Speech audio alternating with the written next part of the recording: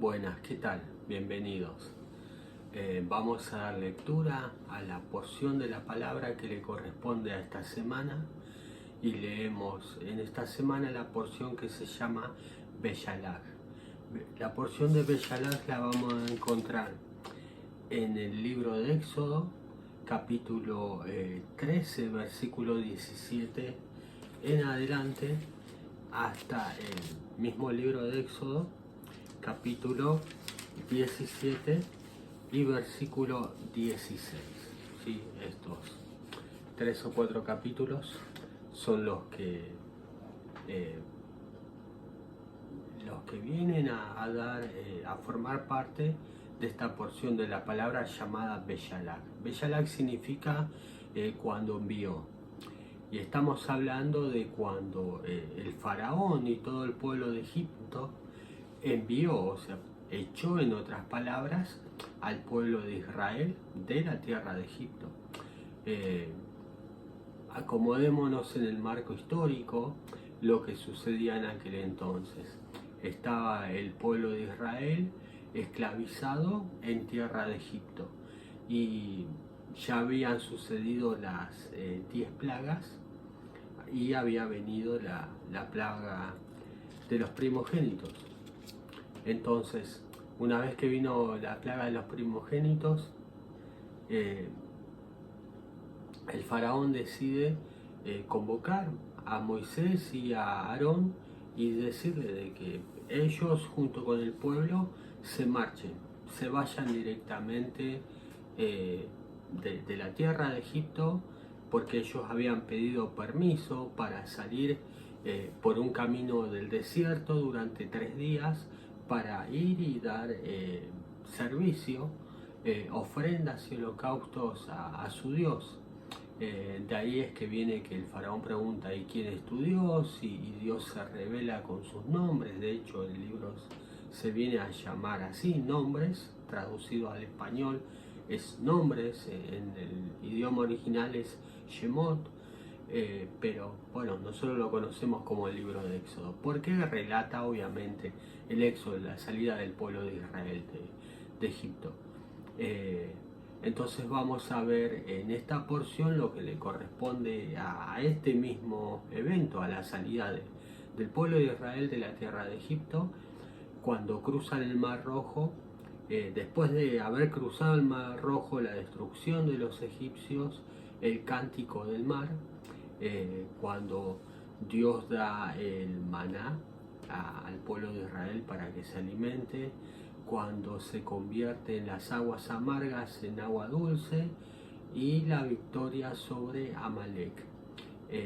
Estos eventos son los que tenemos en esta porción. Vamos a leer pocos versículos para no leer toda la porción y vamos a compartir la palabra, ¿sí?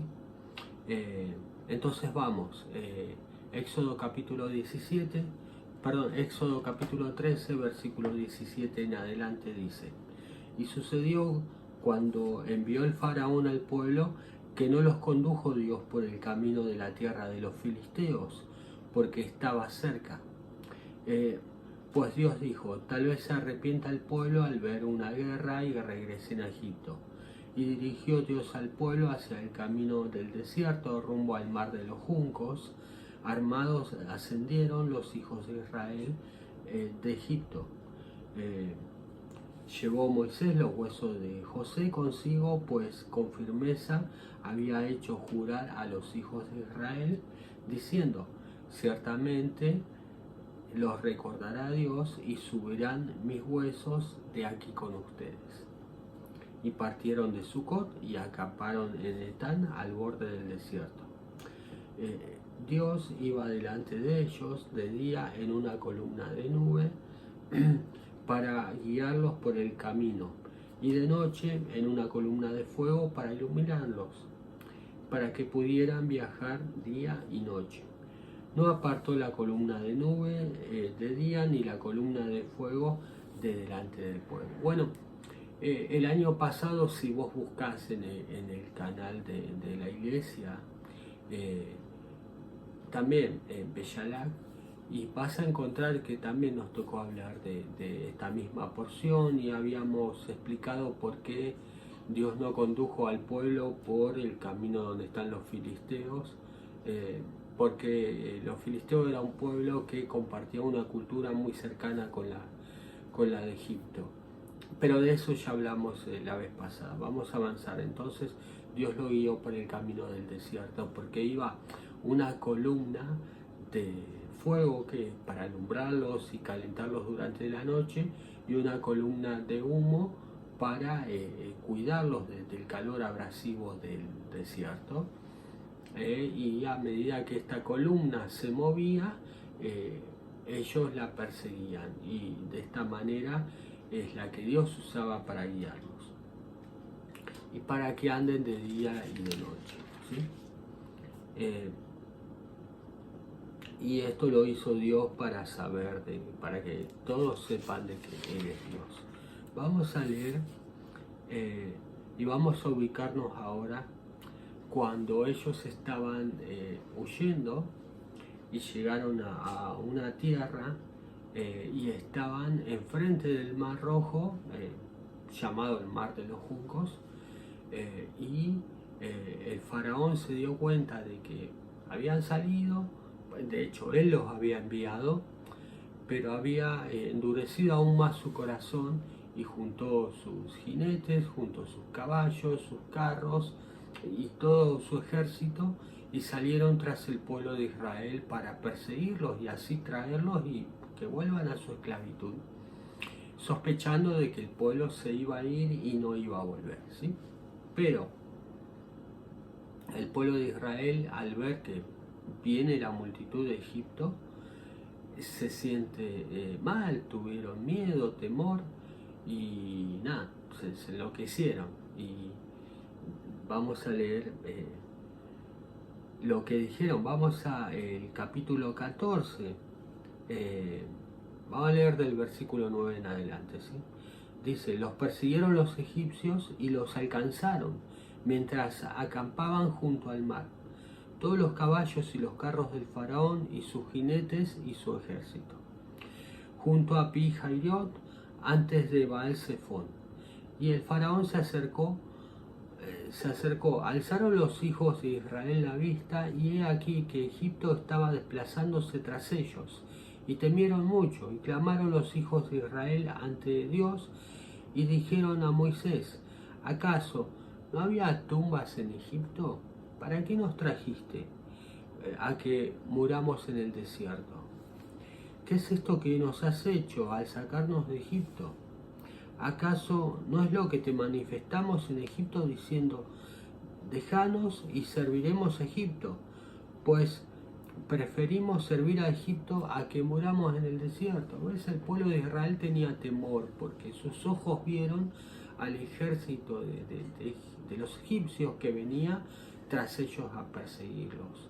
Y como tenían enfrente el mar, estaban como entre la espada y la pared, estaban entre los egipcios y entre el mar. Y se sintieron mal y empezaron a renegar, a renegarle a Moisés, pero en realidad a renegarle a Dios, ¿sí? Porque entonces vamos al próximo versículo, versículo 13 del capítulo 14.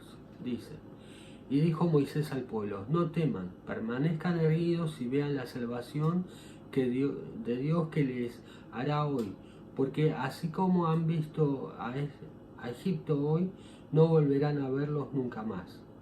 Y Dios peleará por ustedes y ustedes habrán de permanecer en silencio.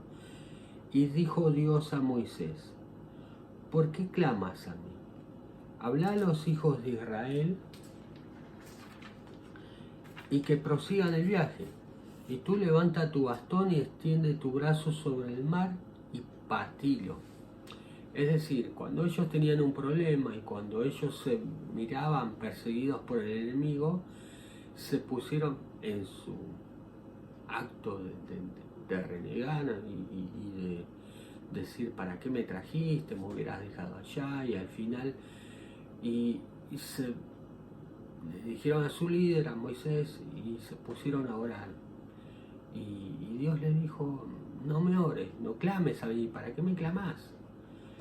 No es tiempo de clamarme, es tiempo de hacer algo, ¿no? Porque, a ver, cuando Dios te hace libre de una circunstancia, de unos eventos, de una lucha que vos estás teniendo. A ver, cuando leemos la palabra, una vez más lo repito, digo hoy porque en otras clases, es que viste, trato de más o menos moverme en la misma línea, de que cuando leemos la palabra está bien, es una historia y Dios nos quiere decir algo a través de la historia, pero la idea es que la tenemos que leer para nosotros hoy, no tanto para leer la historia y enterarnos, sino más bien para saber lo que Dios nos está contando a través de esa historia, lo que Dios nos quiere hablar ahora a nosotros. Entonces, en otras palabras, Dios nos está diciendo a través de esta historia que hay momentos en los que no tenemos que clamar a Dios. O sea, yo entiendo, sí, hay que orar, hay que ayunar, hay que leer la Biblia, estudiar, todo lo que quieras. Pero hay muchos momentos en los que no hay que hacer eso, sino que hay que actuar. Y dice, ¿para qué me clamás a mí? Dice, hablar a los hijos de Israel y que sigan el viaje. Y vos extendés tu mano con el bastón, con la vara que te di, y partí el mar de una vez.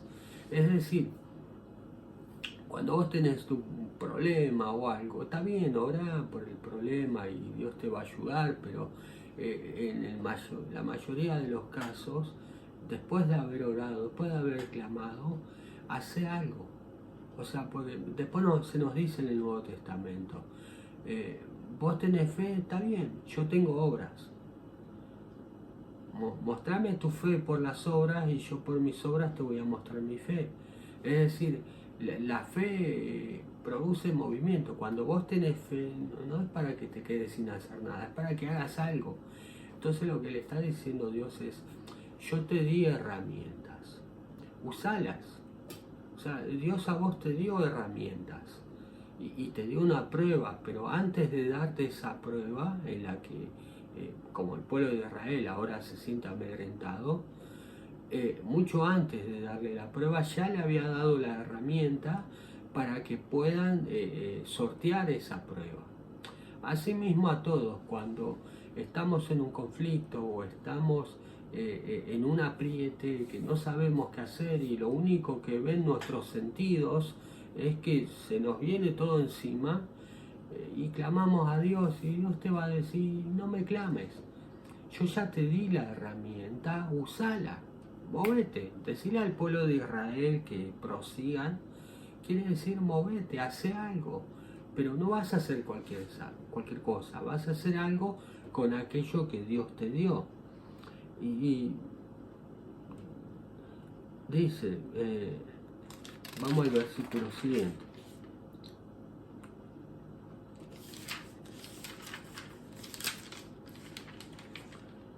Dice, los persiguieron los egipcios y fueron tras ellos. Todos los caballos. Vamos a ir al versículo 21. Estamos hablando de el capítulo 14. Vamos a ir, saltarnos los versículos, vamos al versículo 20, ¿sí? Capítulo 14, versículo 20 dice, y se apostó entre el campamento de Egipto y el campamento de Israel. Vamos al versículo 19 mejor. Se trasladó el ángel de Dios que se había estado yendo delante del campamento de Israel y fue detrás de ellos. Y se trasladó la columna de nube delante de ellos para ubicarse detrás de ellos. Se apostó entre el campamento de Egipto y el campamento de Israel.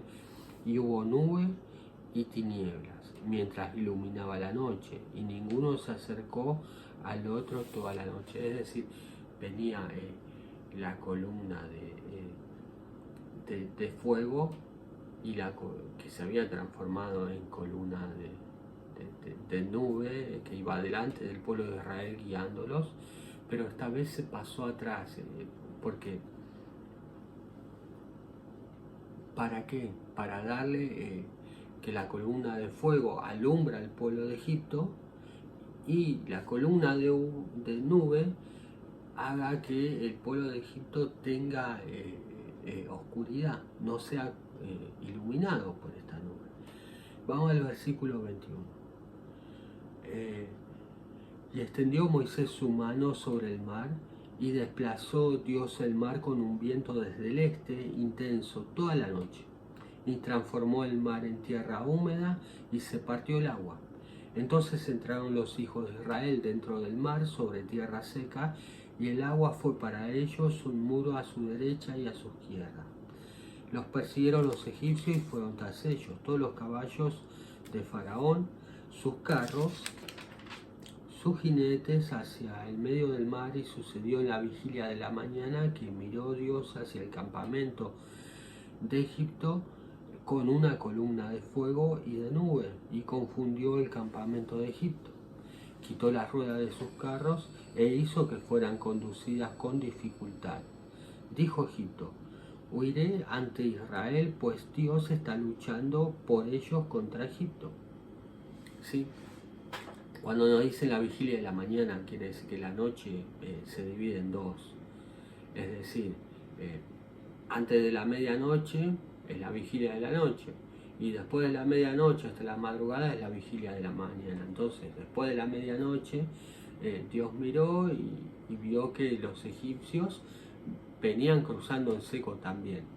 Entonces, cuando llegaron los egipcios al medio del mar, Dios hizo que las ruedas de los carros se caigan y que haya todo un desastre en medio del ejército egipcio. En el versículo 26 del capítulo 14 seguimos leyendo y dice: y dijo Dios a Moisés: extendé tu mano sobre el mar, y volverán las aguas sobre Egipto, sobre los carros y sus jinetes. Y extendió Moisés la mano sobre el mar, y recobró el mar hacia la mañana su poder, mientras los egipcios huían en dirección de él. Y agitó Dios Egipto en medio del mar, y volvieron las aguas y cubrieron los carros y los jinetes y todo el ejército de Faraón, que venían detrás de ellos en el mar. No quedó de ellos ni uno solo. Los hijos de Israel anduvieron por tierra seca al medio del mar, las aguas fueron para ellos un muro a su derecha y a su izquierda. Salvó Dios aquel día a Israel de mano de Egipto, y vio Israel a los egipcios muertos en la costa, y vio Israel la gran mano que les infligió Dios a Egipto, y reverenció el pueblo a Dios, y tuvieron fe en Dios y en Moisés su siervo. Acá vemos que el pueblo de Israel logra cruzar el mar, y Dios le dice a Moisés: extende tu mano para que el mar se vuelva a juntar. Y cuando el mar se juntó, ya que estaba todo revolucionado, el ejército egipcio, murieron ahogados. Entonces, cuando ellos lograron cruzar todos en la mañana, vieron los cuerpos de los egipcios ya muertos. Entonces el pueblo de Israel, que estaba amedrentado al ver todo lo sucedido, ahora sí tuvieron fe, no solo en Dios, sino también en su siervo Moisés. Porque, bueno, puede decir: yo tengo fe en Dios, pero no en el hombre, o no creo que las personas, los líderes, los pastores, vengan y me digan que representan a Dios. La única manera de tener fe en Dios y de honrar a Dios es a través de otra persona. La única manera de hacer algo vos por Dios o para Dios es hacerlo con otras personas. Y la única manera de demostrar tu fe en Dios es hacerlo con otras personas, sobre todo aquellas que nos infunden la palabra. Pero sobre todo podemos ver que lo mismo, la misma herramienta que Dios le dio al pueblo, a Moisés, para que parta el mar y pueda ser libre, con la misma herramienta con la que fue libre, con esa herramienta logró vencer y ponerle fin a sus enemigos. Es decir, cuando vos estás en una batalla y estás ahí peleando, batallando, luchando, vos sabés que Dios ya te dio herramientas antes de darte esa prueba, como habíamos dicho antes. Pero con esa misma herramienta con la que vos te haces libre, esa misma herramienta va a hacer que aquello que te perseguía le pones fin. Después de que ellos cruzaron el mar Rojo, hicieron un canto y todo eso. Y en medio del canto, no vamos a leer todo el canto, solo te quiero leer el versículo 7 del capítulo 15. En el capítulo 15 es donde aparece este cántico. Y uno de sus versículos dice lo siguiente. El versículo 7 del capítulo 15 dice: en tu abundante grandeza aniquilas a tus oponentes, envías tu ira que los consume como paja. ¿Sí? Es decir, Dios no tiene ira, Dios no se enoja. Simplemente es un cántico, es algo poético y hay una ley de causa y efecto en lo que vos sembrás cosechás, o acción y reacción, como le quieras llamar. La idea es que lo que vos sembrás vos cosechás, y si crees en Dios y si te moves en sus caminos, vas a obtener la libertad. Y si hay otros que te quieren oprimir, que quieren darte batalla y hacerte la vida imposible, bueno, como ellos están sembrando el mal van a cosechar. No hay mucha vuelta que dar. Entonces, cuando dice la ira de Dios los consume, que no es la ira de Dios, lo que es la ley de causa y efecto. Cuando ellos siembran mal, eso mismo que siembran van a cosechar. Y hay un versículo que dice, eh, Dios no puede ser burlado, lo mismo que el hombre siembra, eso mismo va a cosechar. Así que vamos a chequearnos que estamos sembrando para saber qué vamos a cosechar. Y sobre todo cuando dice que los consume como paja, paja, hojarasca, distintas versiones dicen otra cosa. Pero encontramos que cuando, capítulos anteriores, cuando Dios lo llama a Moisés, él estaba cuidando las ovejas de su suegro Jetro, y de repente se pierde una de ellas y él va a buscarla y ve un arbusto como paja, aunque la Biblia es arbusto o la traducción que nos llegó le dice zarza, ¿sí? La zarza que se quemaba, ardía en fuego, pero no se consumía, es decir, un arbusto seco de paja que arde, que tiene fuego, pero no se consume. Y ahí Dios le habló y lo llamó a Moisés.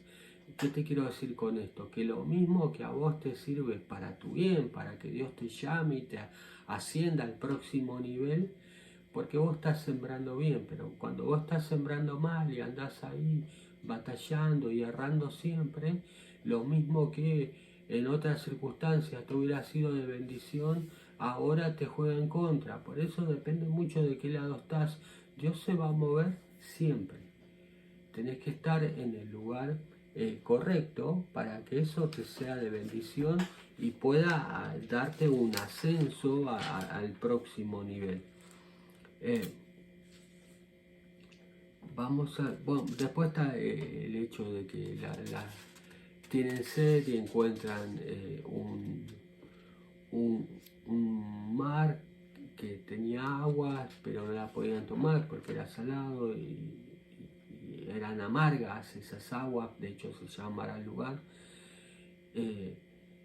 Y después se quejan porque quieren comer y bueno, claman a Moisés, Moisés clama a Dios y Dios le dice, bueno, van a descender sobre el campo todas las mañanas, algo, una cosa así como unos bolillos, que de hecho cuando descendió y el pueblo de Israel lo miró, dijo, ¿qué es eso? Y bueno, de ahí es que le dicen maná, que significa ¿qué es eso? Era una comida que Dios le daba todos los días y de eso se alimentaban. O sea, Dios cuidó de ellos de todas maneras. Y más adelante, después de quejas, de que porque no tenían agua, porque no tenían alimento, Dios siempre les fue supliendo todo y les fue mostrando que todo, todo lo que necesitaban, Dios se lo daba. Simplemente tenían que clamar y tenían que usar las herramientas que Dios le había dado. Vamos a leer el capítulo 17, que dice: se trasladó toda la asamblea de los hijos de Israel desde el desierto de Sin por sus rumbos, de acuerdo con la palabra de Dios, acamparon en Refidín, y no había agua para que bebiera el pueblo. Disputó el pueblo con Moisés y dijeron: danos aguas para que bebamos. Le dijo Moisés: ¿por qué disputan conmigo? ¿Por qué ponen a prueba a Dios? Tuvo sed allí el pueblo de agua, y se quejó el pueblo ante Moisés y dijo: ¿por qué nos hiciste subir de Egipto para matarme a mí y a mis hijos y a mi ganado de sed? Clamó Moisés a Dios diciendo: ¿qué haré con este pueblo? Otro poco más y me van a apedrear. Y dijo Dios a Moisés: pasá delante del pueblo y llevá contigo a algunos de los ancianos de Israel, y tu bastón con el que golpeaste el río, y tomá en tu mano y ve.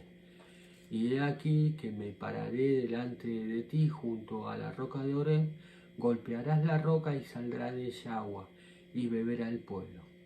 Así lo hizo Moisés a la vista de los ancianos de Israel, y llamó a aquel lugar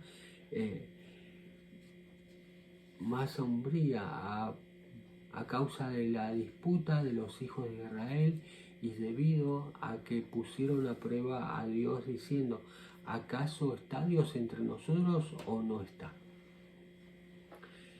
Vemos que el pueblo, una vez más, le faltaba algo y renegaban de su necesidad y decían que lo que Dios había hecho con ellos no servía o iba para mal.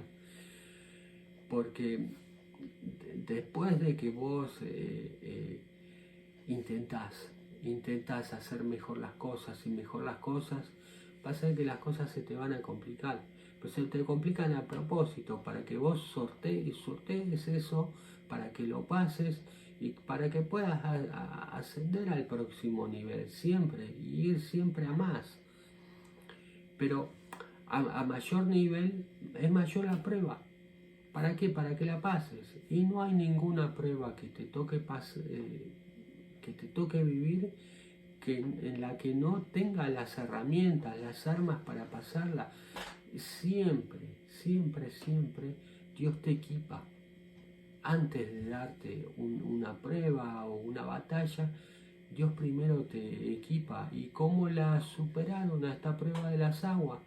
Con la misma vara con que había abierto el mar, con la misma vara con que había cerrado el mar, siempre con la misma herramienta, porque Dios te lo da siempre, siempre. Simplemente hay que mirar, hay que chequearse qué cosas Dios te dio.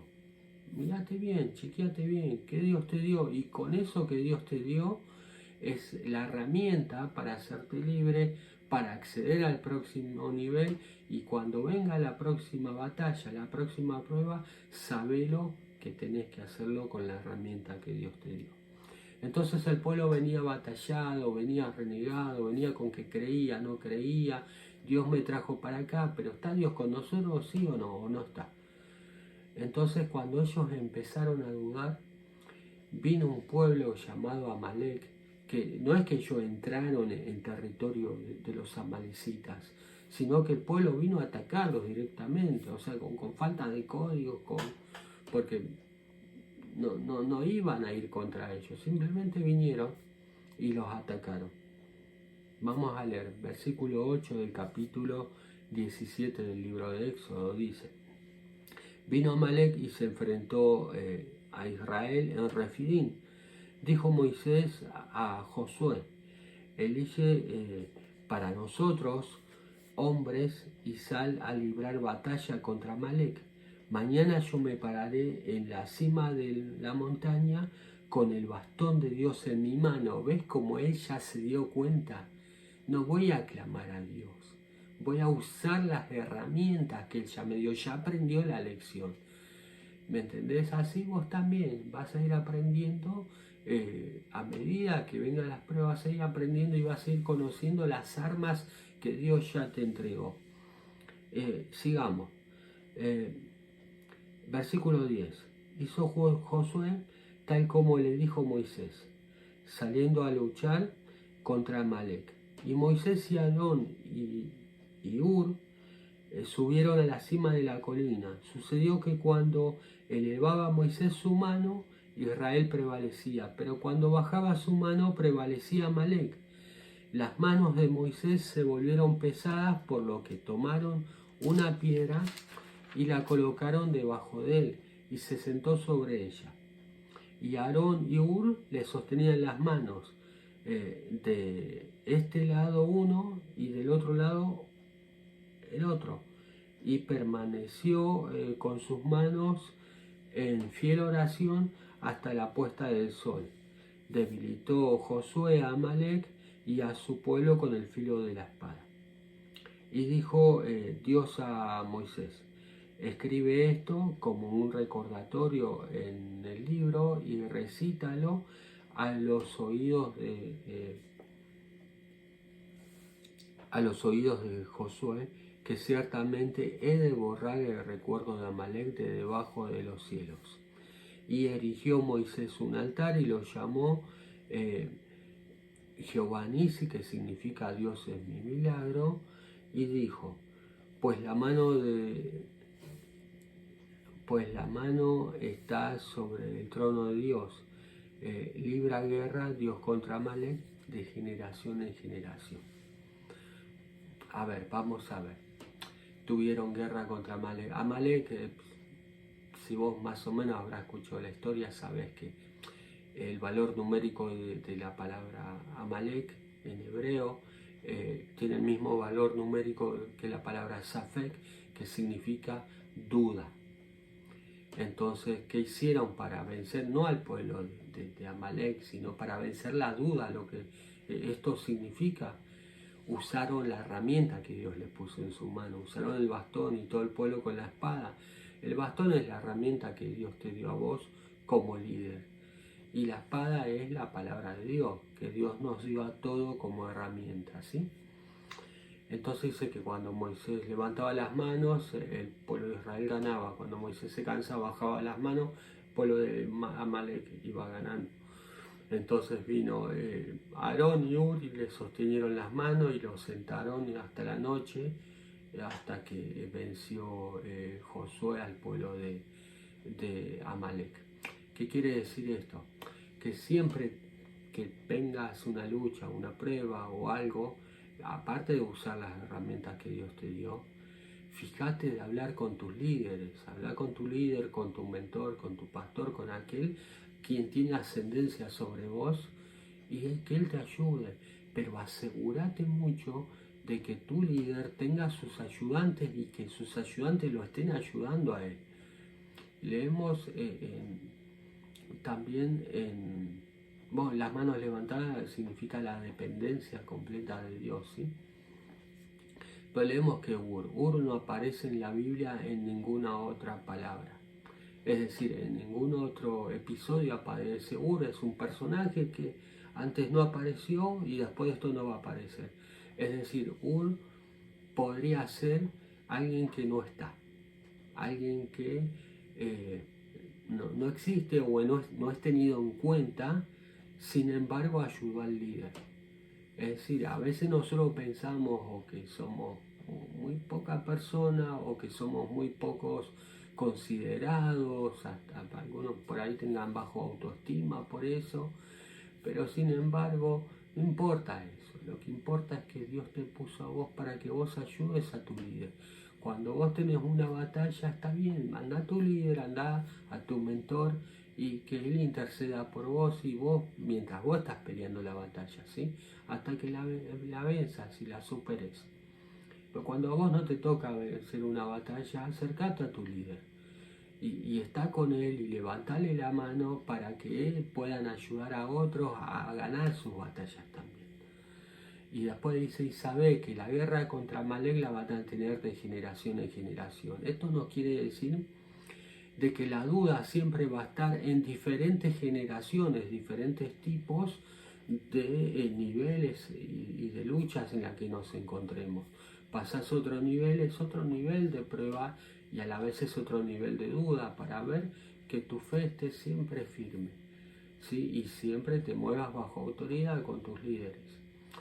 Así que, para no extenderme más y para hacer un resumen de la porción que le toca a esta semana es una semana en la que Dios te hace libre, en la que vienen pruebas acerca de esa libertad, en la que puede venir la duda, pero también en la que viene el tiempo en el que Dios te suple todas las cosas, en el que te tenés que dar cuenta que Dios puso herramientas en tus manos para que las uses. Y para cuando tengas la prueba, acércate a tu líder y que tu líder interceda por vos. Pero cuando no tengas una prueba, acércate a tu líder y levantale las manos a él. Honra a Dios, honrando a tus líderes. ¿Sí? Así que espero que esta palabra te haya sido de bendición. Espero que puedas acercarte. Nosotros te invitamos siempre a nuestra iglesia. Acercarte a tu iglesia en tu localidad. Y bueno, seguí adelante porque Dios tiene cosas grandes para nosotros y siempre para llevarnos al próximo nivel. Así que espero que te sea de bendición y que sigas bien.